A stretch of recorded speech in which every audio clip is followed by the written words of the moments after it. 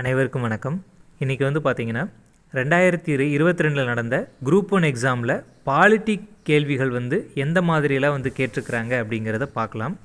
இது நாளைக்கு நடக்க போகிற குரூப் 1 எக்ஸாமுக்கு ரொம்ப யூஸ்ஃபுல்லாக இருக்கும். ஸோ ஃபஸ்ட்டு பாருங்கள், எந்த சட்டங்கள் சூழ்நிலை கருதி மாநில அரசுகளை மத்திய அரசு கட்டுப்படுத்தும் அதிகாரங்கள் அப்படின்னு சொல்லி கொடுத்துருக்குறாங்க. ஸோ இதுக்கு ஆன்சர் ஆப்ஷன் சி, ஆர்டிக்கல் 365, 256 மற்றும் 257. ஸோ இதில் 365 என்ன சொல்லுதுன்னா, ஸோ மத்திய அரசு சொல்லக்கூடிய டைரெக்ஷனை மாநில அரசுகள் ஃபாலோ பண்ணணும். இல்லை அப்படின்னா ஆர்டிக்கல் 356 பயன்படுத்தி மாநிலத்தில் குடியரசுத் தலைவர் ஆட்சி அமல்படுத்தப்படும் அப்படிங்கிறதா இந்த 365 ஆர்டிக்கல் சொல்லுது. அதே 256 மற்றும் 257 என்ன சொல்லுதுன்னா, பகுதி 11ல் மத்திய மாநில உறவுகளில் சொல்லியிருப்பாங்க. சட்டமன்ற உறவுகள் 245லேருந்து 255 வரைக்கும், நிர்வாக உறவுகள் 256லேருந்து 63 வரைக்கும். இந்த நிர்வாக உறவுகளில் தான் இந்த 256 மற்றும் 257 ஆர்டிக்கல் வருது. ஸோ மத்திய பாராளுமன்றம் இயற்றக்கூடிய சட்டங்களை மாநிலங்கள் மதிக்கணும், அந்த சட்டமன்றங்கள் மதிக்கணும் அப்படிங்கிறதான் இந்த ஆர்டிக்கல் சொல்லுது. ஸோ தேசிய அவசர நிலை இது வரைக்கும் 3 முறை அமல்படுத்தியிருக்கிறாங்க. எப்போ அப்படின்னா 1962 இந்திய சீனா போரின் போது, அதுக்கப்புறம் 1971 இந்தியா பாகிஸ்தான் போரின் போது, அதுக்கப்புறம் 1975 3 முறை தேசிய அவசர நிலை பயன்படுத்தியிருக்கிறாங்க. அதுக்கப்புறம் ஒவ்வொரு மாநிலத்திலையுமே குடியரசுத் தலைவர் ஆட்சி அப்படிங்கிறது நிறைய முறை பயன்படுத்தியிருக்கிறாங்க. பஞ்சாபில் தான் பார்த்திங்கன்னா அதிக முறை குடியரசுத் தலைவர் ஆட்சி அமல்படுத்தியிருக்கிறாங்க. அப்புறம் இந்தியாவில் நிதி நெருக்கடி நிலை அப்படிங்கிறது இது வரைக்கும் ஒரு முறை கூட அமல்படுத்தப்படவில்லை. இதை பற்றி சொல்லியிருக்கிறாங்க. அடுத்தது 2வது, கீழ்காணும் சட்டங்களில் எது அடிமைகளின் பட்டயம் என்று ஜவஹர்லால் நேருவால் விவரிக்கப்பட்டது அப்படின்னு கேட்டிருக்கிறாங்க. ஸோ இந்திய அரசு சட்டம் 1935 தான் ஜவஹர்லால் நேரு என்ன சொல்கிறாருன்னா, அடிமைகளின் பட்டயம் என்று வர்ணிக்கிறார். அதே இந்த இந்திய அரசு சட்டம் 1909 என்ன சொல்லுதுன்னா, இதை மிண்டோ மார்லி சீர்திருத்தம் அப்படிங்கிறாங்க. ஸோ இந்த சட்டத்தின் மூலமாக தான் இந்தியாவில் மறைமுக தேர்தல் கோட்பாடு அப்படிங்கிறத அவங்க அறிமுகப்படுத்தியிருப்பாங்க.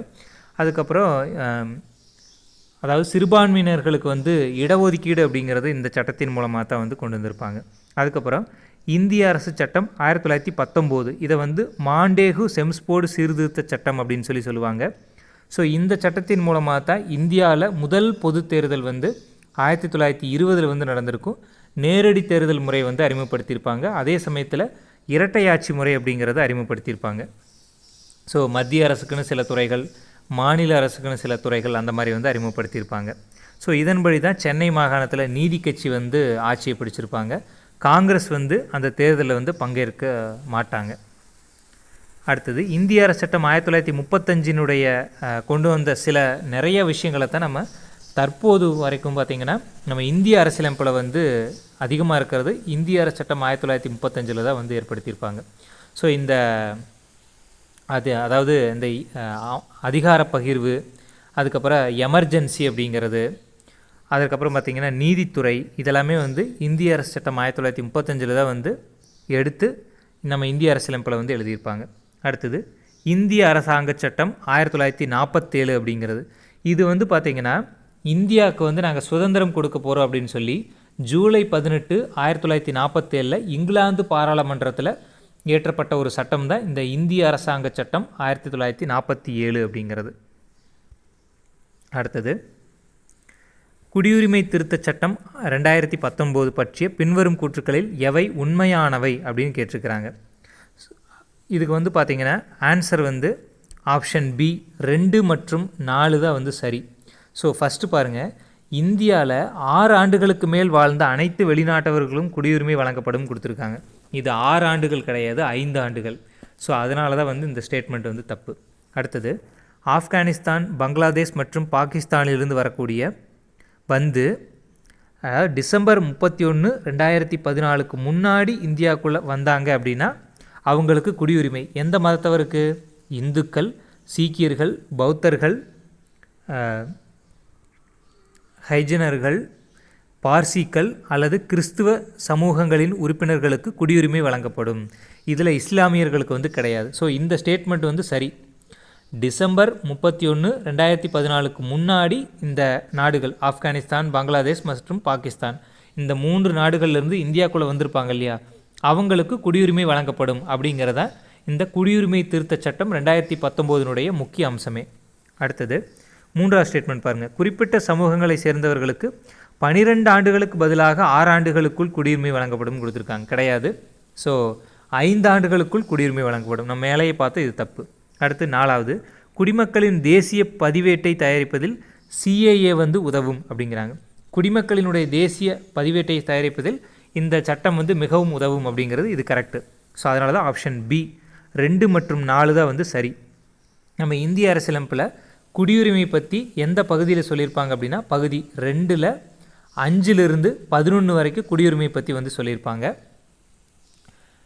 நம்ம குடியுரிமை சட்டம் அப்படிங்கிறது இந்தியாவில் எப்பொழுது ஏற்படுத்தியிருப்பாங்கன்னா 1955 ஏற்படுத்தியிருப்பாங்க. இதுவரை எத்தனை முறை திருத்தப்பட்டிருக்குது அப்படின்னா 9 முறை திருத்தப்பட்டிருக்குது. கடைசியாக 2019 திருத்தியிருப்பாங்க. ஸோ இதை இப்போ நடைமுறையும் படுத்தியிருக்கிறாங்க சில மாநிலங்களில். அடுத்தது, எந்த அரசியலமைப்பு திருத்த சட்டம் புதுச்சேரியை இந்திய ஒன்றியத்தில் சேர்த்தது அப்படின்னு கேட்டிருக்காங்க. ஸோ புதுச்சேரி நமக்கு எல்லாருக்குமே தெரியும், ஃப்ரெஞ்சு நாட்டினுடைய கட்டுப்பாட்டில் இருந்திருக்கும். அது எப்பொழுது இந்தியாவுடன் இணைக்கப்பட்டது அப்படின்னா 14வது சட்ட திருத்தம் 1962 தான் இந்தியாவுடன் இணைக்கப்பட்டது. அதே 12வது சட்ட திருத்தம் 1962 கோவா போர்ச்சுகீசியர்கள்ட்டிருந்து இந்தியாவுடன் இணைக்கப்பட்டிருக்கும். புதுச்சேரி 14வது சட்ட திருத்தத்தின் மூலமாக இந்தியாவுடன் இணைக்கப்பட்டது. அடுத்தது, கீழ் உள்ளவற்றை கால வரிசைப்படுத்துக அப்படின்னு கொடுத்துருக்குறாங்க.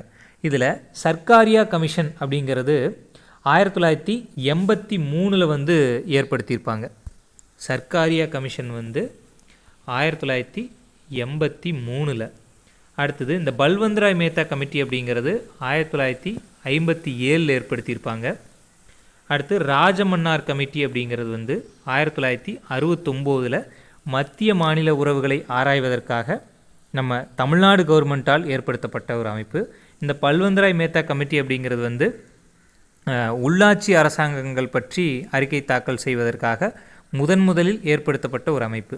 அடுத்து நிர்வாக சீர்திருத்த ஆணையம் அப்படிங்கிறது 1966 மொரார்ஜி தேசாய் அவர்களுடைய தலைமையில் ஏற்படுத்தியிருப்பாங்க. இவங்க தான் பார்த்திங்கன்னா லோக்பால் மற்றும் லோக் ஆயுக்தா இந்தியாவில் ஏற்படுத்தணும் அப்படின்னு சொல்லி பரிந்துரைத்தது இந்த குழு தான். ஸோ இப்போ பொறுத்துனீங்க அப்படின்னா ஃபஸ்ட்டு 1957, 2, அதுக்கப்புறம் 4, அதுக்கப்புறம் 3, 1. ஸோ ஆப்ஷன் பார்த்திங்கன்னா பி இதுதான் சரியாக பொருந்திருக்குது. அடுத்தது, இந்தியாவின் யூனியன் பிரதேசங்களை பற்றிய பின்வரும் கூற்றுக்களில் எது உண்மை அப்படின்னு கேட்டிருக்கிறாங்க. ஜனவரி 26, 2020 முதல் தாத்ரா நகர் ஹைவேலி மற்றும் டையூ டாமன் ஆகியவை ஒரே யூனியன் பிரதேசமாக இணைக்கப்பட்டுள்ளது அப்படின்னு கேட்டிருக்கிறாங்க. ஸோ இந்தியாவில் பார்த்திங்கன்னா தற்பொழுது 28 மாநிலங்கள், 8 யூனியன் பிரதேசங்கள் இருந்துச்சு, இப்போ இருக்குது. சரிங்களா? இதில் இந்த தாத்ரா நகர் ஹைவேலி மற்றும் டையூ டாமன் இது 2 தனித்தனி யூனியன் பிரதேசமாக இருந்துச்சு. அது 2020 என்ன பண்ணிட்டாங்க அப்படின்னா ஒன்றா இணைச்சிட்டாங்க. இது கரெக்டு. அடுத்தது, அரசியலமைப்பினுடைய பகுதி 7 239 முதல் 241 வரை பிரிவுகள் யூனியன் பிரதேசங்கள் தொடர்பானவை அப்படின்னு கொடுத்துருக்குறாங்க. ஸோ இது தப்பு. நம்ம இந்திய அரசியலமைப்பில் பகுதி 8 தான் பார்த்திங்கன்னா யூனியன் பிரதேசத்தை பற்றி கொடுத்துருப்பாங்க. ஆர்டிக்கல் 239 முதல் 242 வரை 242 வரைக்கும் பார்த்திங்கன்னா யூனியன் பிரதேசங்களை பற்றி கொடுத்துருப்பாங்க. ஸோ இது தப்பு. அடுத்தது, முந்தைய மாநிலமான ஜம்மு காஷ்மீர் 2 யூனியன் பிரதேசங்களாக லடாக் மற்றும் ஜம்மு காஷ்மீர் என்று பிரிக்கப்பட்டிருக்குது. இது கரெக்டு தான். ஸோ ஆர்டிக்கல் 370 பார்த்திங்கன்னா 2019க்கு முன்னாடி வரைக்கும் ஜம்மு காஷ்மீருக்கு சிறப்பு அந்தஸ்து வழங்கப்பட்டிருக்கும் அரசியலமைப்பில். அதை 2019 ஆகஸ்ட் 5 பார்த்திங்கன்னா மத்திய அரசு என்ன பண்ணுவாங்கன்னா அந்த சிறப்பு அந்தஸ்தை நீக்கி ஜம்மு காஷ்மீர் மாநிலத்தை 2 யூனியன் பிரதேசங்களாக பிரிச்சிருப்பாங்க. ஜம்மு காஷ்மீர் மற்றும் லடாக் என்று 2 யூனியன் பிரதேசங்களாக பிரிச்சிருப்பாங்க. ஸோ இது கரெக்டு தான். அடுத்து, இந்தியாவின் மிகப்பெரிய யூனியன் பிரதேசம் அந்தமான் மற்றும் நிக்கோபார் தீவுகள் அப்படின்னு கொடுத்துருக்காங்க. ஸோ பெரிய யூனியன் பிரதேசங்கள் அப்படிங்கிறது வந்து டெல்லியை வந்து சொல்லலாம். இது வந்து தேசிய தலைநகராக இருக்குது. டெல்லி வந்து தேசிய தலைநகராக அறிவிக்கப்பட்டது எப்போ அப்படின்னா 91வது சட்ட திருத்தம் 61வது சட்ட திருத்தம் 1991 தான் வந்து டெல்லி வந்து தேசிய தலைநகராக அறிவிக்கப்பட்டது. ஸோ நம்ம இப்போ வந்து பார்த்திங்கன்னா சட்டமன்றத்துடன் கூடிய யூனியன் பிரதேசங்கள் அப்படின்னா டெல்லி, புதுச்சேரி மற்றும் ஜம்மு காஷ்மீர், இந்த 3 யூனியன் பிரதேசங்களை சொல்லலாம். 8ல் 3 யூனியன் பிரதேசத்துக்கு தான் சட்டமன்றங்கள் வந்து இருக்குது. ஸோ மீதி எல்லாமே மத்திய அரசினுடைய கட்டுப்பாட்டில் தான் வந்து இருக்கும். அடுத்து பாருங்கள், கீழ் காண்பனவற்றுள் எது தவறாக பொருத்தப்பட்டுள்ளது அப்படின்னு கேட்டிருக்கிறாங்க. ஆர்டிக்கல் 361 என்ன சொல்லுது அப்படின்னா, நீதிமன்றத்தில் குடியரசுத் தலைவருக்கு எதிரான குற்றவியல் நடவடிக்கைகளிலிருந்து பாதுகாப்பை பெறுகிறார் அப்படிங்கிறாங்க. ஸோ குடியரசுத் தலைவர் மீது ஒரு கொலை குற்றமே அவர் கொலையே பண்ணினாலும் அவர் பதவியில் இருக்கும்போது அவர் மீது எந்த ஒரு நீதிமன்றமே நடவடிக்கை எடுக்க முடியாது, எங்கேயும் கேஸ் போட முடியாது.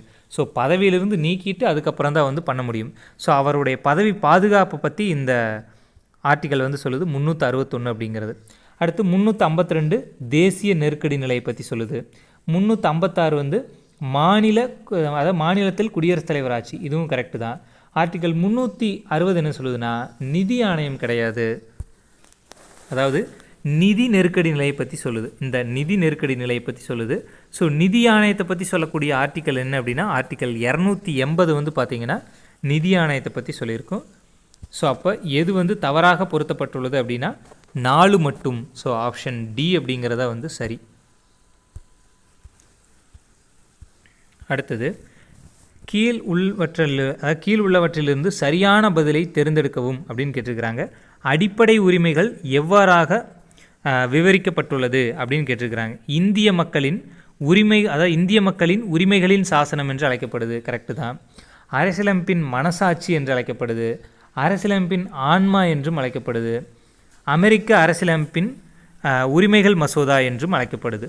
ஸோ காரணம் என்னென்னா, நம்ம அடிப்படை உரிமைகள் அப்படிங்கிறது பகுதி 3ல் 12லிருந்து 35 வரைக்கும் கொடுத்துருப்பாங்க. அடிப்படை உரிமைகளை பற்றி சொல்லியிருப்பாங்க. மொத்தம் வந்து இப்போ அடிப்படை உரிமைகள் 6 உரிமைகள் வந்து இருக்குது.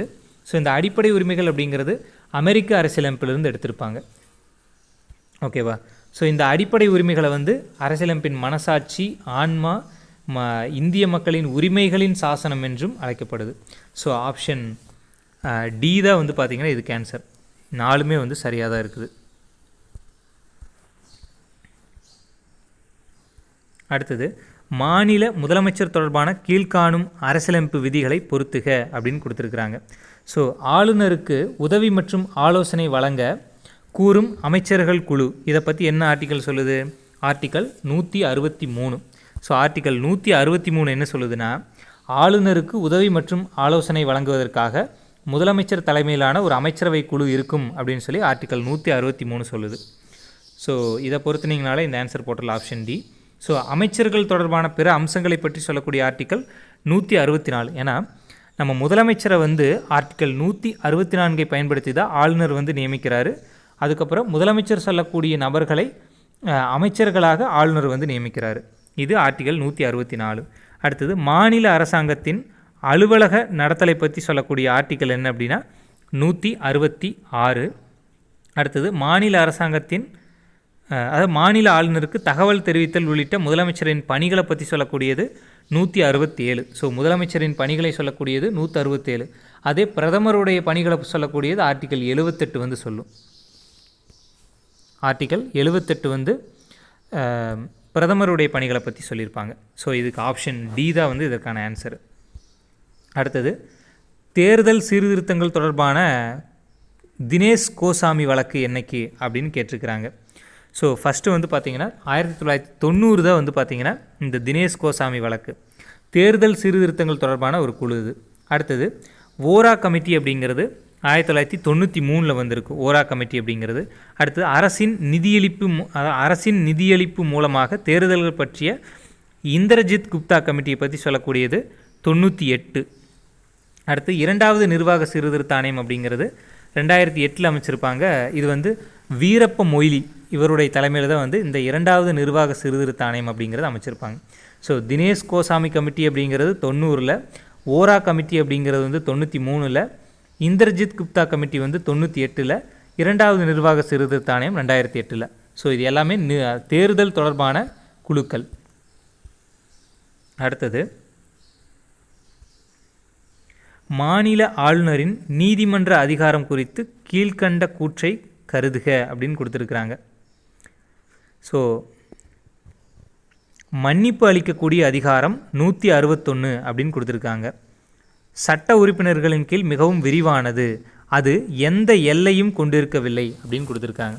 ஸோ ஆளுநருக்கு மன்னிப்பு வழங்கக்கூடிய அதிகாரம் அப்படிங்கிறது ஆர்டிக்கல் 161 சொல்லுது. அதே குடியரசுத் தலைவருக்கு மன்னிப்பு வழங்கக்கூடிய அதிகாரம் அப்படிங்கிறது 72. ஸோ ஆளுநருக்கு வந்து பார்த்திங்கன்னா மரண தண்டனை ரத்து செய்யக்கூடிய அதிகாரம் வந்து கிடையாது. ஆனால் குடியரசுத் தலைவருக்கு வந்து மரண தண்டனை ரத்து செய்யக்கூடிய அதிகாரங்கள் வந்து இருக்குது. அதுக்கப்புறம் இராணுவ நீதிமன்றங்கள் விதித்திருக்கக்கூடிய தண்டனையும் குறைக்கிறதுக்கு குடியரசுத் தலைவருக்கு அதிகாரம் இருக்குது. ஆனால் ஆளுநருக்கு வந்து கிடையாது. ஸோ இந்த ஸ்டேட்மெண்ட் கரெக்டு.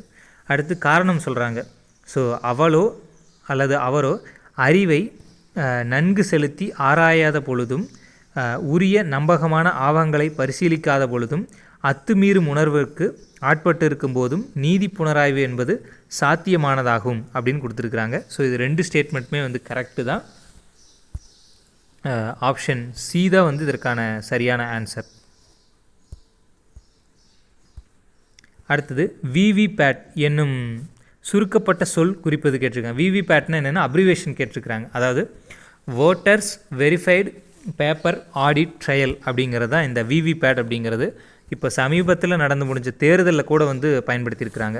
இந்த விவிபேட் அப்படிங்கிறது முதலில் எப்பொழுது நடைமுறைப்படுத்தப்பட்டது அப்படின்னா 2014 நடந்த பாராளுமன்ற தேர்தலில் தான் வந்து இந்த விவிபேட் அப்படிங்கிறது வந்து அறிமுகப்படுத்தியிருப்பாங்க. 2014 நடந்த பாராளுமன்ற தேர்தலில் தான் அறிமுகப்படுத்தியிருப்பாங்க. அடுத்தது சட்டம் தொடர்பான சரியான பொருத்தமான தேர்வை தேர்வு செய்க அப்படின்னு கொடுத்துருக்குறாங்க. ஸோ ஆர்டிக்கல் 371 என்ன சொல்லுது அப்படின்னா, மகாராஷ்டிரா மற்றும் குஜராத் மாநிலங்களுக்கு சிறப்பு அந்தஸ்து வழங்கக்கூடிய ஆர்டிக்கல். நம்ம முன்னாடியே பார்த்துருப்போம். ஜம்மு காஷ்மீருக்கு சிறப்பு அந்தஸ்து வழங்கக்கூடிய ஆர்டிக்கல் 370. அதே மகாராஷ்டிரா மற்றும் குஜராத் மாநிலங்களுக்கு சிறப்பு அந்தஸ்து வழங்கக்கூடியது 371. அதே 371A என்ன சொல்லுது அப்படின்னா, நாகாலாந்து மாநிலத்திற்கு சிறப்பு அந்தஸ்து வழங்குது. அதே 371D என்ன சொல்லுது அப்படின்னா, ஆந்திர பிரதேசம் மாநிலத்திற்கும் தெலுங்கானா மாநிலத்திற்கும் சிறப்பு அந்தஸ்து வழங்கக்கூடியது. அடுத்தது ஆர்டிக்கல் 371H அப்படிங்கிறது வந்து தமிழ்நாடு மாநிலத்திற்கு தொடர்புடையதுன்னு கொடுத்துருக்காங்க. ஸோ இது வந்து தப்பு. ஸோ அப்போ ஆப்ஷன் பாருங்கள். ஆப்ஷன் 1, 2 மற்றும் 3. ஆப்ஷன் டி தான் வந்து இதற்கு சரியான ஆன்சர். அடுத்தது 1923ஆம் ஆண்டில் மேற்கொள்ளப்பட்ட டாக்டர் BR அம்பேத்கரின் ஆய்வு தலைப்பு என்ன அப்படின்னு கேட்டிருக்கிறாங்க. ஸோ இவர் வந்து ரூபாயின் பிரச்சனைகள் அப்படிங்கிற ஒரு நூலுக்காகத்தான் ஒரு முனைவர் பட்டம் வந்து வாங்கியிருப்பார் அம்பேத்கர் அவர்கள் 1923. ஸோ அம்பேத்கரை பொறுத்தளவுக்கு நம்ம இந்திய அரசியலமைப்பின் தந்தை என்றும் தலைமை சிற்பி என்றும் அழைக்கப்படுறாரு. இவர் தான் வந்து டிராஃப்டிங் கமிட்டின்னு சொல்லக்கூடிய அந்த வரைவு குழுவினுடைய தலைவராக செயல்பட்டவர் இவர் தான். அதே மாதிரி சுதந்திர இந்தியாவினுடைய முதல் சட்ட அமைச்சர் யாருன்னு கேட்டாங்கனாலும் இவர் தான். இவருடைய மறைவுக்கு பின்னாடி தான் 1957 புத்தரும் அவரின் தம்மமும் அப்படிங்கிற ஒரு நூல் வந்து வெளியாயிருக்கும். இவருடைய எந்த நூல் வந்து முதலில் அச்சில் வெளிவந்த ஒரு நூல் அப்படின்னு கேட்டாங்கன்னா, இந்தியாவில் ஜாதிகளின் தோற்றமும் வளர்ச்சியும் அப்படிங்கிற ஒரு நூல் தான் முதலில் அச்சில் வெளிவந்த அம்பேத்கருடைய முதல் நூலாக பார்க்கப்படுது. அடுத்தது இந்தியாவில் மக்கள் தொகை வளர்ச்சி பற்றிய பின்வரும் கூற்றுக்களில் சரியானவை எவை அப்படின்னு கேட்டிருக்கிறாங்க. ஸோ பீகார், உத்தரப்பிரதேசம், மத்திய பிரதேசம், ராஜஸ்தான் மற்றும் ஒரிசா 1966 இந்தியாவின் மொத்த மக்கள் தொகையில் 44% கொண்டிருக்கிறது அப்படின்னு கேட்டிருக்கிறாங்க. ஸோ கரெக்டு தான். உத்தரப்பிரதேசம் தான் வந்து பார்த்திங்கன்னா இந்தியாவிலே மக்கள் தொகையில் அதிகமான ஒரு மாநிலம் அப்படின்னு சொல்லி பார்த்தோம்னா அது உத்தரப்பிரதேசம் தான். சுமார் 20 கோடிக்கு மேலானவர்கள் வந்து அங்கே வசிக்கிறாங்க அப்படிங்கிறாங்க. அடுத்தது பீகார், உத்தரப்பிரதேசம், மத்திய பிரதேசம், ராஜஸ்தான் மற்றும் ஒரிசா 2016 இந்தியாவின் மொத்த மக்கள் தொகையில் 48% ஆகும் அப்படின்னு கொடுத்துருக்குறாங்க. ஸோ இது வந்து கரெக்டு தான். அடுத்தது 1996 மற்றும் 2016 ஆகிய காலகட்டத்தில் நாட்டின் மொத்த மக்கள் தொகை அதிகரிப்பில் மேற்கண்ட மாநிலங்கள் 70% பங்களிப்பை பெற்றுள்ளன அப்படின்னு கொடுத்துருக்காங்க. ஸோ இது வந்து தப்பான ஒரு ஸ்டேட்மெண்ட். ஸோ ஆப்ஷன் சி 1 மற்றும் 2 ஸோ இதை வந்து சரியாக பொருந்திருக்குது. அடுத்தது ஸோ கூட்டாட்சி என்பது பகிரப்பட்ட ஆட்சி மற்றும் சுயாட்சி எனும் கொள்கையின் அடிப்படையில் அரசாங்க நிறுவனங்களின் பல நிலைகளில் அதிகார பரவலை கொண்டுள்ளது. ஸோ கரெக்டு தான். கூட்டாட்சிகள் அரசியல் சமூக மற்றும் பொருளாதார சூழலுக்கேற்ப தன்மை தொடர்ச்சியாக சரி செய்து தக்க வைத்து கொள்கின்றன. ஸோ இது 2 ஸ்டேட்மெண்ட்டுமே கரெக்டு தான். ஸோ சரியான விளக்கமும் கூட ஆப்ஷன் பி. அடுத்தது ஆர்டிகல்ஸ் கொடுத்துருக்குறாங்க. ஸோ பின்வருவனவற்றில் தவறாக இணைக்கப்பட்டுள்ளவை எவை அப்படின்னு கொடுத்துருக்குறாங்க. தவறாக இணைக்கப்பட்டவை எவை அப்படின்னு கொடுத்துருக்குறாங்க. ஸோ சுற்றுச்சூழலை பாதுகாக்க அரசு மற்றும் தனிநபரின் கடமை அப்படின்னு நம்ம அடிப்படை கடமைகளில் ஆர்டிக்கல் 48A வந்து சொல்லியிருப்பாங்க. கரெக்டு தான். ஸோ 48 என்ன சொல்லுது அப்படின்னா வேளாண்மை மற்றும் சுற்றுச்சூழலை பாதுகாக்க வேண்டும் அப்படிங்கிற மாதிரி சொல்லியிருப்பாங்க. அடுத்தது அனைத்து குழந்தைகளுக்கும் 14 வயது முடியும் வரை குழந்தை பருவ பராமரிப்பு மற்றும் கல்வியை பற்றி சொல்லியிருப்பாங்க ஆர்டிக்கல் 45. இது கரெக்டு தான். இப்போ வந்து பார்த்திங்கன்னா 86வது சட்ட திருத்தம் 2002 மூலமாக 51K அப்படிங்கிறதுல அடிப்படை கடமையாகவும் ஆர்டிக்கல் 21A அடிப்படை உரிமையாகவும் இந்த கல்வி உரிமையை வந்து வச்சுருக்கிறாங்க. அடிப்படை கடமைகள் அப்படிங்கிறது ரஷ்ய அரசியலமைப்பிலேருந்து எடுக்கப்பட்டிருக்கும். தற்போது வரைக்கும் 11 கடமைகள் வந்து இருக்குது. இந்த அடிப்படை கடமைகள் அப்படிங்கிறது 1942 42வது சட்ட திருத்தம் 1976 சேர்க்கப்பட்டது இந்திய அரசியலமைப்பில். அடுத்தது மாநிலத்தின் பொது சேவைகளின் நிர்வாகத்திலிருந்து தனி நீதித்துறை அப்படின்னு கொடுத்துருக்குறாங்க. நிர்வாகத்திலிருந்து நீதித்துறையை பிரித்தல் அப்படிங்கிறது ஆர்டிக்கல் 50 வந்து சொல்லியிருப்பாங்க, 39 கிடையாது. ஸோ இது தப்பு. அடுத்தது தன்னார்வ உருவாக்கம் கூட்டுறவு சங்கங்களின் தன்னாட்சி இதை பற்றி எதில் சொல்லியிருப்பாங்க அப்படின்னா ஆர்டிக்கல் 43B வந்து சொல்லியிருப்பாங்க இந்த கூட்டுறவு சங்கங்களை பற்றி. 44 என்ன சொல்லுதுன்னா பொது சிவில் சட்டத்தை பற்றி சொல்லியிருப்பாங்க. ஸோ அப்போ ஆப்ஷன் டி 3 மற்றும் 4 அப்படிங்கிறது தவறாக பொருந்தி இருக்குது.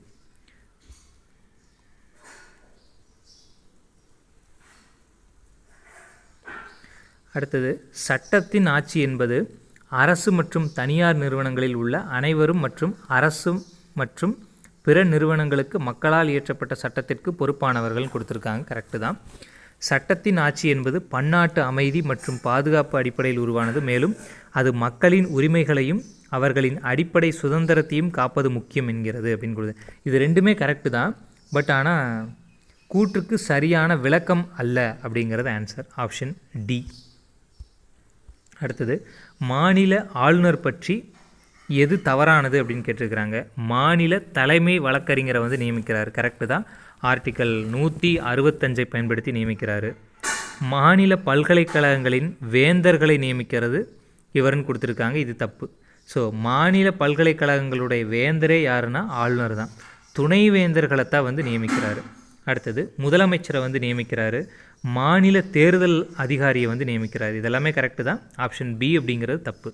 துணைவேந்தர்களை தான் வந்து நியமிக்கிறாரு.